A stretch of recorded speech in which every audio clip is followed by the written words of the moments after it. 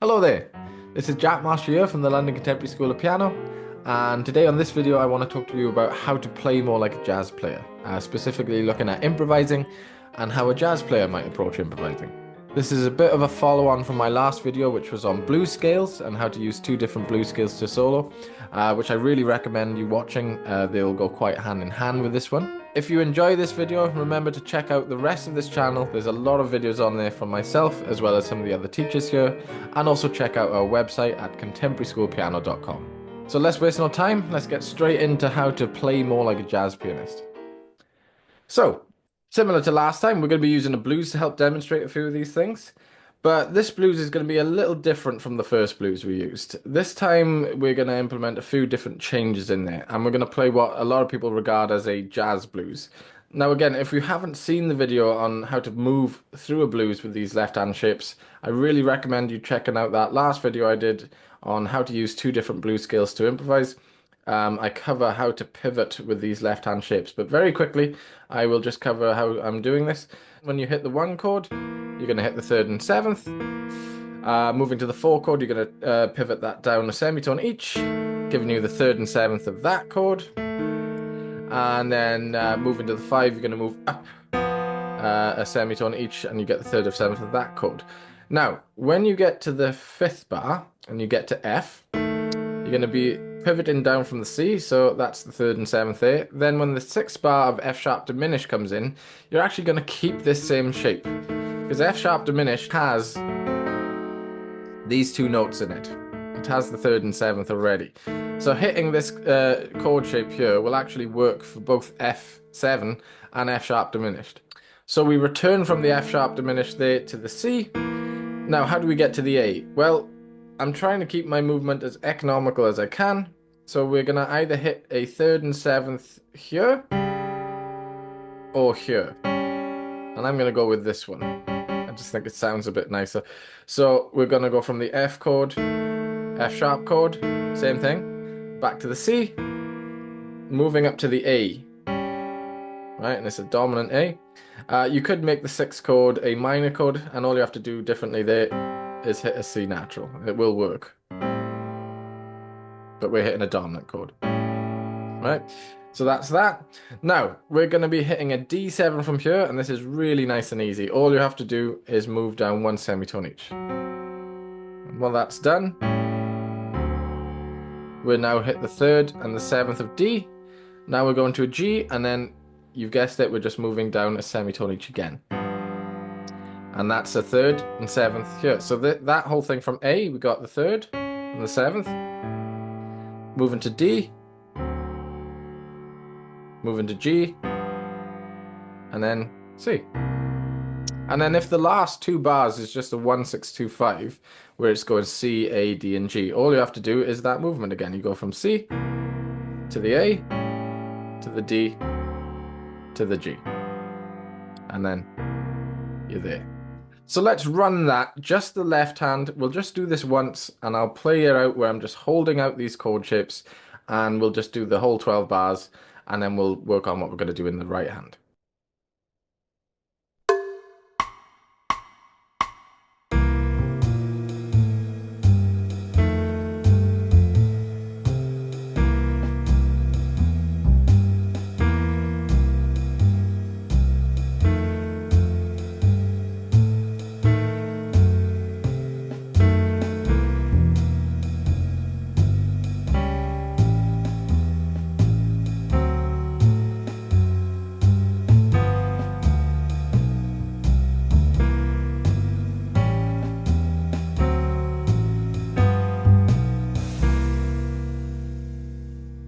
There we go. I'm playing it very simply here. I'm not really doing much as far as comping patterns. I'm just holding it down.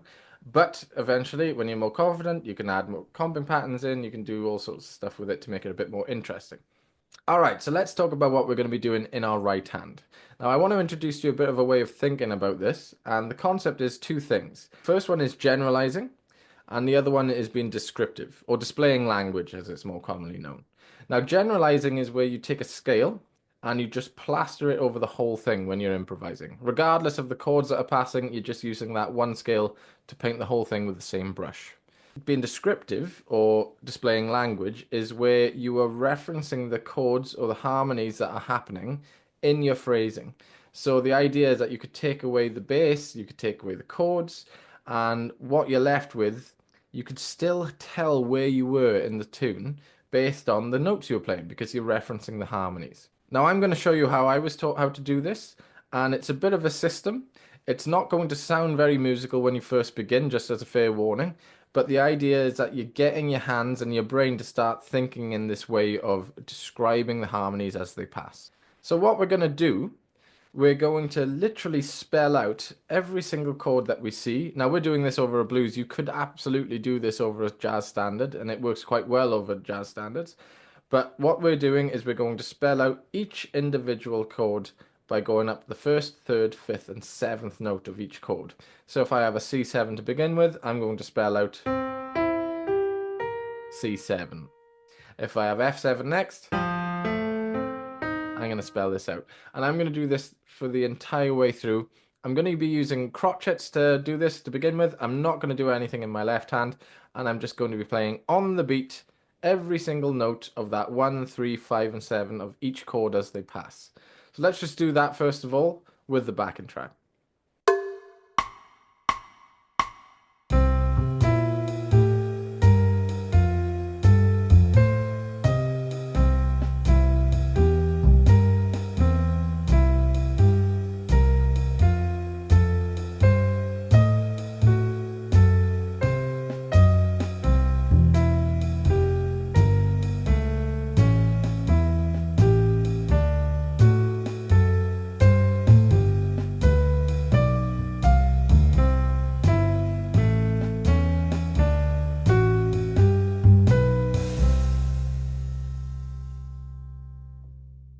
Now, I'm sure a few of you noticed that when I got to the last two bars of this whole thing, I had to break my pattern.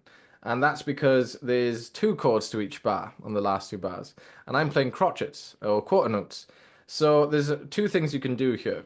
You can do what I did, which is break halfway through. So I play the first two notes, and then I move to the next two notes of the next chord. Or what you could do instead is you can switch to quavers or eighth notes and spell the entire thing out in that rhythm. So that'll give you enough time to play every single note of that chord and then move to the next one. So that would be more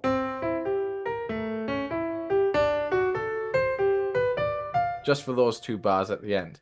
So do whichever one you feel more comfortable with. So at the moment, I'm just spelling out every chord in an ascending motion. I'm just moving up each one, but I could go down. I could make a rule, say, where the first bar I go up the chord, the second bar I go down the chord. And I could do that where I'm just hitting quite literally the root 3, 5, 7, and then 7, 5, 3 root, you know, and doing it like that. I could do this where I break halfway through and start to invert some of these chords. That is a little bit more tricky. But for instance, for the first two bars, I go up on the C. And now I'm going to F, and I'll move to the closest chord tone I have. And you see, so this is an inversion of an F7, but I based this shape off of where I ended and where I need to go. So if I'm deciding to go down on the next bar, and then I could from here start again from C, or even go to the 7th of C next and play it like that, you see. So this starts to make the exercise a little bit trickier to keep going with, particularly if you start introducing your left hand in with this. This is a great exercise to mess with. I am going to now bring in the left hand here, and I'm just going to hit through those shapes that we hit earlier. I'm going to keep it simple in the right hand for now. I'm just going to keep moving up the chords 1, 3, 5, 7, 1, 3, 5, 7, but I'm going to introduce my left hand with it. So let's do that together.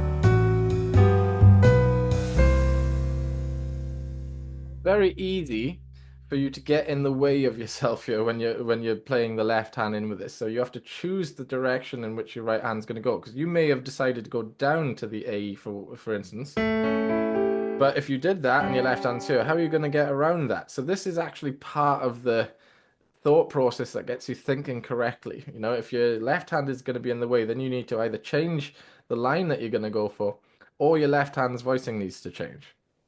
So let's make this a little bit more difficult again. I'm going to keep my left hand involved here, and my right hand is still going to be going in crotchets, just spelling out each chord, but now I'm going to start changing the direction. And I'm not going to worry about inversions with this. I'm just going to go to the very top of each one if I'm coming down, and just spell it out 7, 5, 3, 1. So it's literally, this exercise is going to be 1, 3, 5, 7, or 7, 5, 3, 1. And that's how I'm going to work through it. So let's just do that once.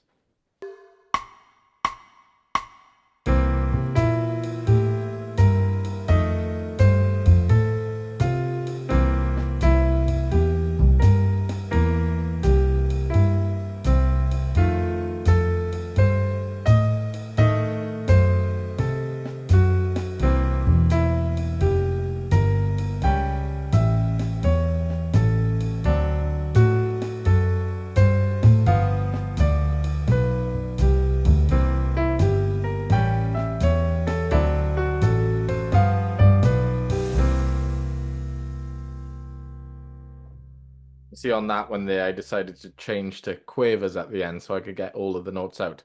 Now, why are we doing this? Why are we doing it in this way? Because it certainly doesn't sound like how you would improvise. And what this exercise is doing is it's trying to say to your fingers, hey, these are the notes of this chord. These are the strong chord tones of this particular harmony. And I want you to really understand where they are. So yes, eventually we won't be sounding like this when improvising. But what it's doing, if you're forced to go find what's the seventh of A quickly, you know, and as opposed to starting from the bottom, it's showing your hands where to find these in a quick way. So this is a great exercise to identify the chord tones correctly, quickly. Let's keep increasing the difficulty. So this time I'm going to change the direction up and down, and I'm going to start doing this in inversions. So instead of just going to the very top of each one, I'm going to break into wherever the closest one is. So if I go up from C to here, then my closest chord tone will be the A of the next chord. So, and then from here, and now I could argue that this is the same place and I could just start from there, but maybe to make it a bit more interesting, I'll move like that and hit the seventh first. You see, so I'm just going to be breaking into it where, depending on where I finished on one bar, I'm going to move to the closest chord tone for the next one. But let's try doing this and hear how it sounds.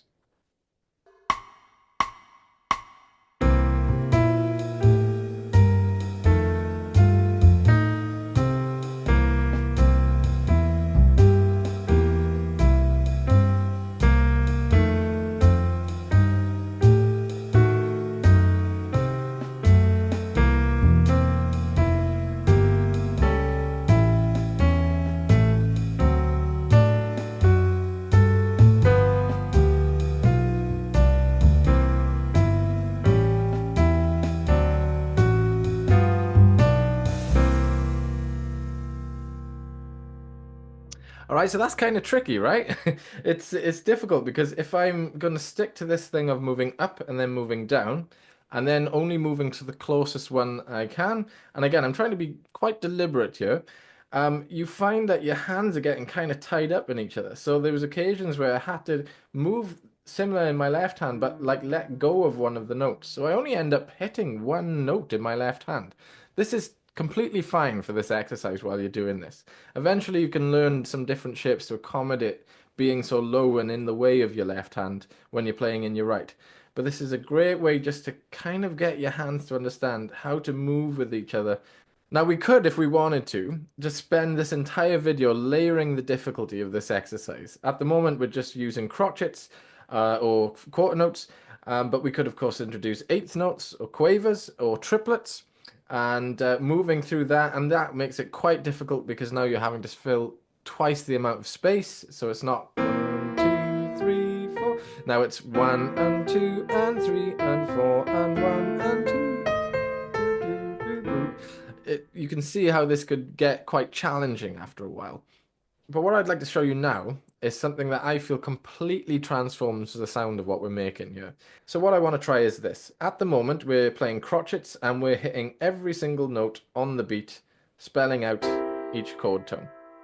So if I'm on C and I'm moving to F, I'm going to spell out the chords in exactly the same way for the first 3 beats. Now my 4th beat, I'm going to choose a note that is chromatically away from one of these chord tones. So I could pick any one. If I decided to pick F, I could hit the note semitone below. I could hit the note a semitone above. And we'll just leave it with those 2 options for now. There is something called an enclosure where you can hit both of those. And that's also an option too. But let's keep it straightforward for the time being. I could also decide to do this on the 3rd of F rather than the root of F. So I go up to the...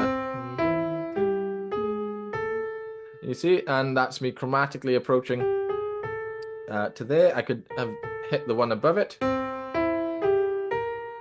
which also happens to be the shape itself as well. So that's the idea. Now I'm going to do this in just my right hand for a moment, just to demonstrate this. And I will be using inversions to navigate through these chords.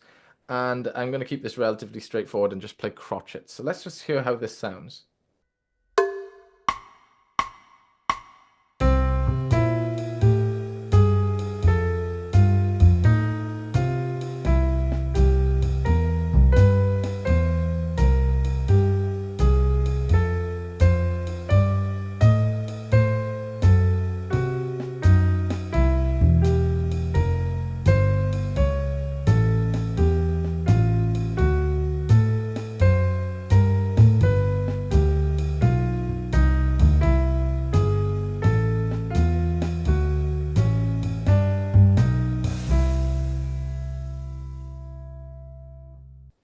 Now again, this is quite tricky if you're new to this, but this is such a good way to ingrain some of these strong chord tones where you're using the passing notes to weave in and out of the different changes. You can start introducing different rhythms into this, where you're moving up on each chord, say with quavers. This is a lot harder because you're having to fill a lot more space now, and it may well not be enough that you're using the last beat to chromatically approach some of these chord tones. You might have to do it halfway through. So if you're on C, you might have to remember every one of these chord tones can be chromatically approached. So again, if I'm hitting, this is a C7, I can chromatically approach every single one of those. And that right there is enough to do an entire bar of quavers alone.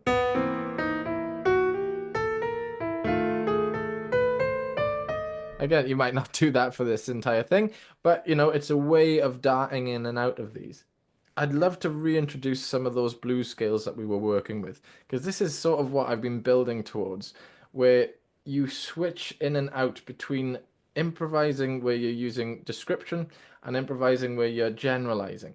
So I like to plan my practice out when I'm working on this stuff. I'll play 2 choruses, and for the first one, I'm going to hit the first 4 generalizing. The next 4, I'll be descriptive, use language, and then the last 4 of that, I'll go back to generalizing.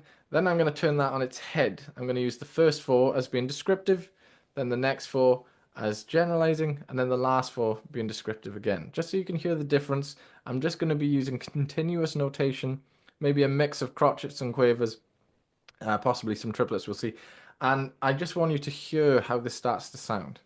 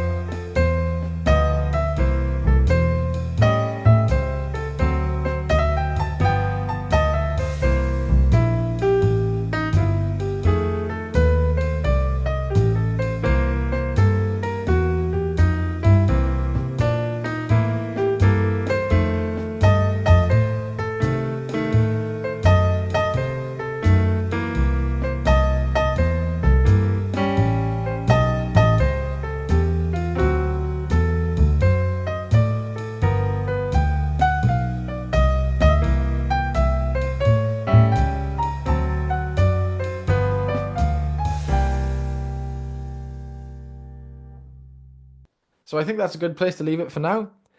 This subject of playing more like a jazz player is incredibly vast. It's impossible to do all in one video. But to get you started with, where you're just describing some of the harmonies as they pass and you're starting to implement language in your phrasing, it's a great way to start getting you into that jazz mentality where you're not just blanketing the entire thing with one or two scales. You're actively trying to describe the harmonies as they pass. I'd like to say again, thank you very much for watching this video. I hope you found it useful. Let me know if you did. And if you're interested in some jazz coaching from myself or anyone else in our team, then head on over to our website, contemporaryschoolofpiano.com. Drop us an email, mention this video, we'll send you a free resource pack and we'll take it from there. Thanks very much again for joining me, and I will see you on the next one. Cheers.